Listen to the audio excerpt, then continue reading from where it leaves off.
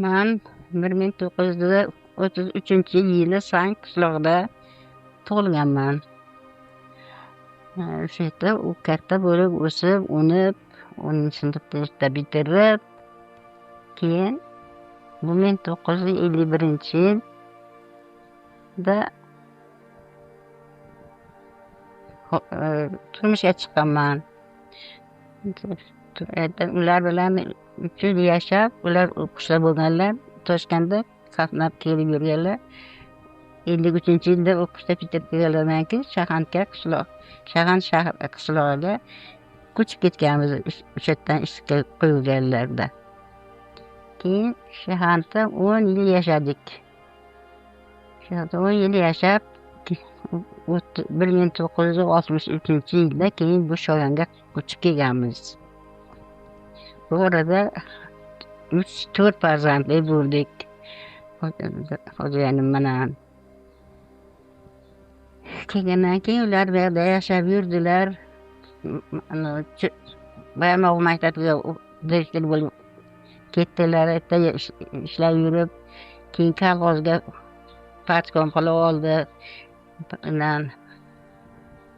Partkom qilib yurgandan keyin rais qildi qo'yinchi 1971-yil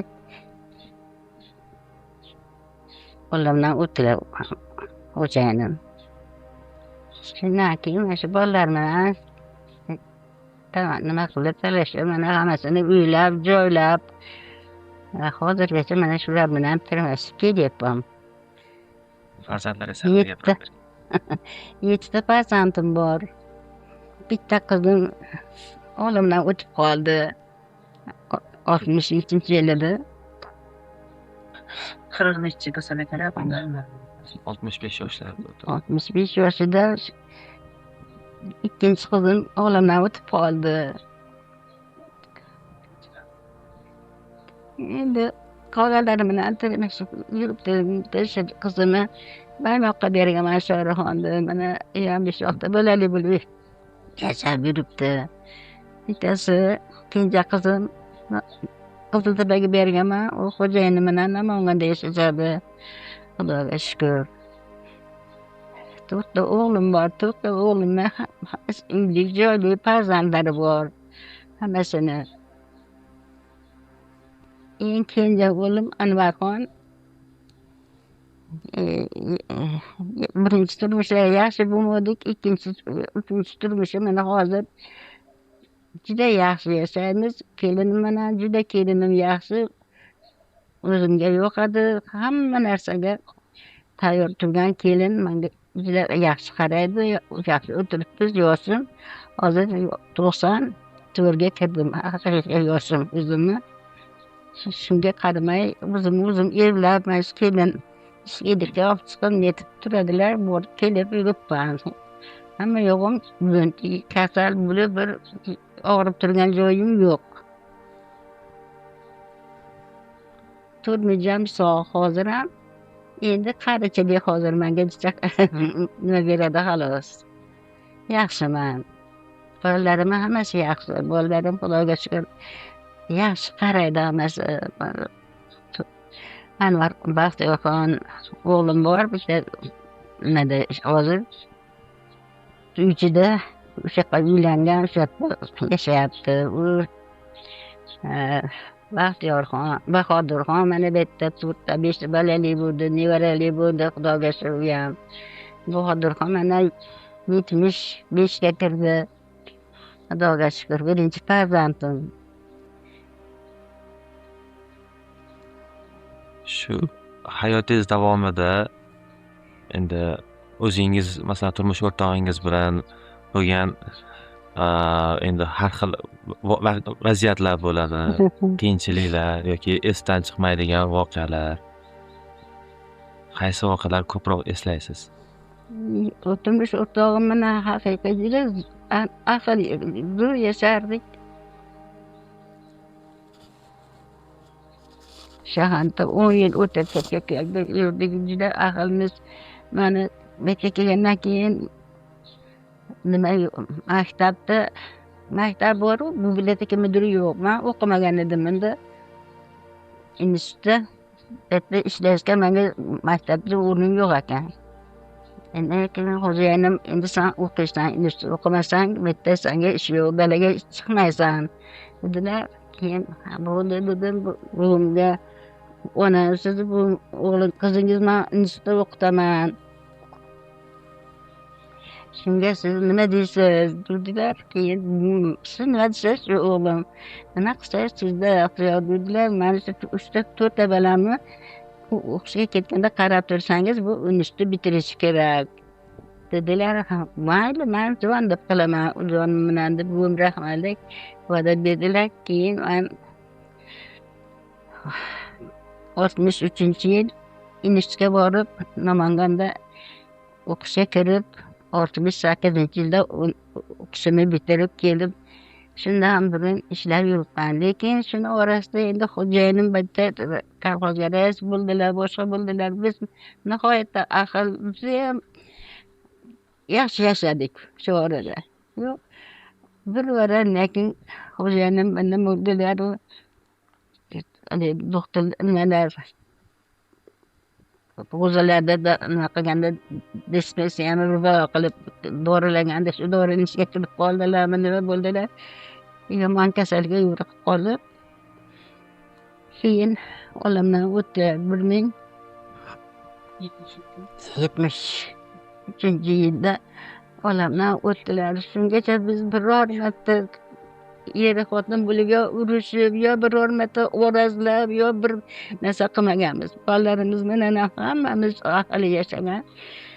Shuni orasida er xotin bo'lib Nodirxon qizimni Bahodirxon, Baxtiyorxon, Bahodirxon, Anvarxon, Valixon birinchi o'g'limni uyladik.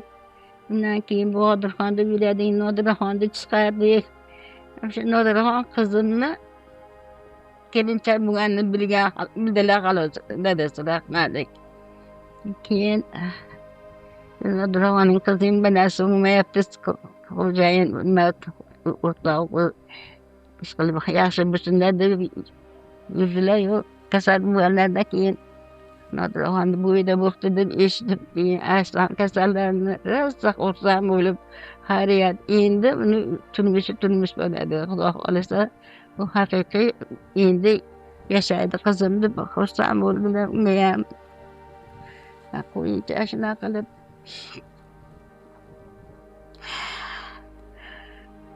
yomon kasalga uchrab qolib o'tib ketdilar olamdan.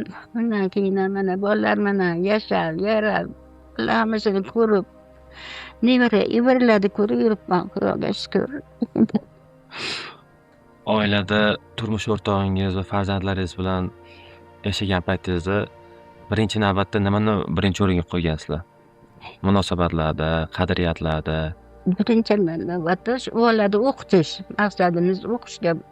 Bolalarni hammasini ham o'qitamiz deb aytganmiz, hammasini o'qitdik, ozmi ko'pmi. Nodirxonni ham Namanganda o'qitdik doktorlikka. Anvarxon, Valixonni ham o'qitdilar. Hunar muallima edi uni nimasi. Keyin punktlarda muallima bo'lib ishlayverdi, o'shani bitirib yurib. Keyin Bahodirxon o'sha yil bitirganda institutga kirgizamanda Farg'onaga olib bordilar.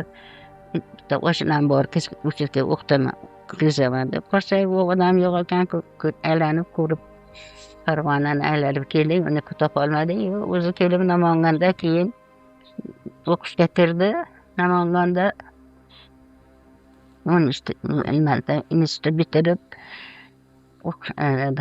maktabga ishlab matematikadan dars berib mana bu ham pensiyaga chiqib yashab yuribdi, Xudoga shukur. Haqiqiy xo'jayinim mana biz hech qachon urushib yo bir talashib bir narsa qilib yashamaganmiz. Faqat yaxshilik bilan hech qachon bunga bormasdan juda ajoyib ahil yashagandik. Xudoga ming marta shukur. Ularning umrlari qisqa ekan, o'tib ketib qoldilar. Mana ulardan keyin mana bolalarim mana juda yaxshi yashab yurib, hamma bolalarim yaxshi, hammasi o'g'illarim ham, qizlarim ham. Ularni ko'rmaganlariga, shularni huzunini ko'rmaganlariga achinib nima qilamanu. Endi Nasib ekanda. juda qattiq achinaman. Ko'rmaganlariga juda ajoyib mehribon, ajoyib endi baholari yo'q odam edilar, rahmatli. Bularga ham, qarindosh urug'ga ham juda yaxshi odam edilar. Yaxshi gap yo'qdi. Degan o'tib ketib qolaman endi. O'lganlariga ham mana 50 yil bo'ldimi? 53 yil bo'ldi. Ha, 53 yil bo'ldi. endi 53 yildan beri mana bolalarni rostda yuribman. Hammasini uylab, joylab, kam demay, suvini ko'p demay yuribman. Bolalarim hammasi yaxshi, Xudoga shukr. Men hayotimdan roziman, o'g'lim. Juda yaxshi yashadim, Xudoga shukr. Bitta shu dadasi kam bo'ldi, xolos. Bu odamda bizga shu odam oldinroq ketib qoldilar, xolos. Bolalarim ham hammasi yaxshi, Xudoga shukr. Menga bir narsa deb xafa qilgani yo'q, bir narsa yomon ish qilib mana ranjitgani yo'q. Hammasi ham o'z yo'lida yaxshi yuribdi. Qizlarim ham, o'g'illarim ham, bolalarimdan hammasidan men roziman. Farzand tarbiyasida nimani birinchi o'ringa qo'ygansiz? Farzandlaringizga tarbiyalashda. Farzand tarbiyasida birinchi shu yaxshi yurish, ota-onaga mehribon bo'lish, halol ishlash, halol yurish. Halol yesang halol bo'ladi, yaxshi topasan. O'g'li qilma, boshqa qilma, mana shu yomon yo'llardan qaytarib halollikka undab kelganman, masalan, Xudoga shukr.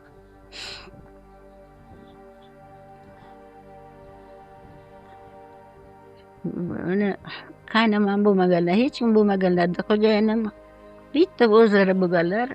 Keyin endi xolamni o'g'illari bo'lganlar, buvimni singillarining o'g'li bo'lgani uchun, hech kim bo'lmaganlari uchun keyin dadam, buvim o'zlari meni yetimimizni tashlab qo'yamizmi deb mani o'zlari yo'llardan to'y qilib ishga qo'yib olishgandi. Dadang bularni, dadasini. Juda yaxshi yashadik, Xudoga ming-marta shukr. Men hech ulardan noliydigan joyim bo'lmadi. Endi vaqti bilan o'tib ketib qolganlarga juda afsuslanib yuraman, xolos. Bolalarim ham hammasi Xudoga shukr, dadasiga o'xshagan yaxshi bolalar.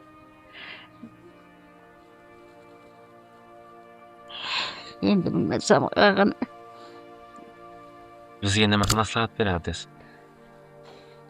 Tilayapman. Farzandlaringiz masalan siz bilan gaplashganingizda aytolmagan gaplaringiz bo'lgan yoki o'ylaysiz-u ba'zida tilingizga chiqara olmagan tilaklaringiz yoki ichingizdagi qolib ketgan gaplar bo'ladi. Farzandlarimga endi Xudoga shukr. Bolalarim halol yashanglar, halol bo'linglar. Yomonlik qilmanglar, o'g'irlik qilmanglar. To'g'ri yo'lda yursalar yaxshi bo'lasizlar. Hammasini tarbiyalaganman, hammasi shu yo'lda ketyapti, Xudoga shukr. Endi birortasidan sani bo'ling yo qizing falon degan gapni eshitganim yo'q, Xudoga ming-marta shukr. 7 ta farzandni hammasidan biror og'iz yomon gap eshitmadim. Hozirgacha ham o'lganidan ham keyin ham tirikligida ham mana hozir kelinlarim 4 ta kelinim bor, Xudoga shukr. Ikkitasini mazasi yo'q. Kelinlarimni 2 ta kelinim yaxshi. Baxtiyor o'g'lim nada uychida.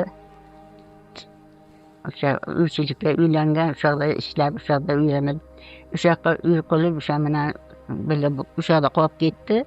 Undan ham roziman o'g'lim. Ming-marta o'zini o'zi eplab, uy qilib, joy qilib, hovli qilib, o'zini eplab yurganiga undan ham roziman.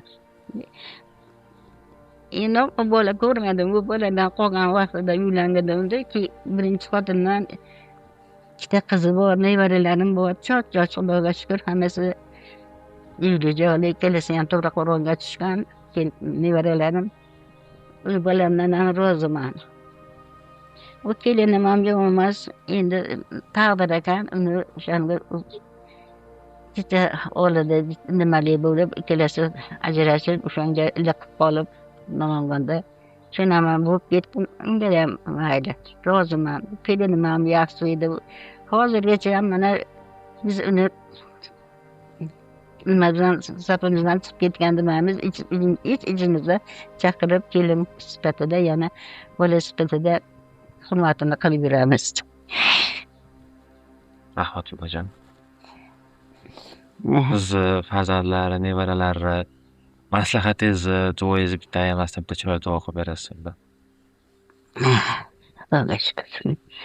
Bolalarimga ham, nevaralarimga ham hammasiga sog'misin, salomat bo'lsin. Yomon yo'llardan qaytsin, yurmasin u yo'llarga. Halollikni nimasida ish ko'p, halol bo'lib yursa, hammasi yaxshi bo'lib ketaveradi. Hech kim haromdan topmagan, butun hamma narsa haloldan kelib chiqadi.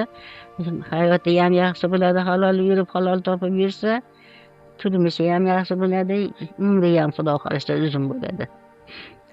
Xudoga shukr, men ham hali shuncha yoshga kelganmisan, birov bilan yo'q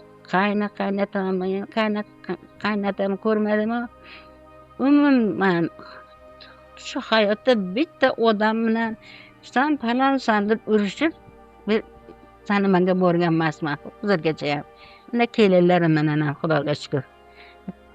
Yurtda kelin hammasi hurmat qiladi, men ham ularni hurmatini qilaman. Hech kim bilan yomonlik qilib yo bir narsa deyib urushni o'ylamayman. Odam shunaqa bo'lishi kerak ekan. Ilyos endi mana yaxshi tomonni o'ylash kerak ekan faqat.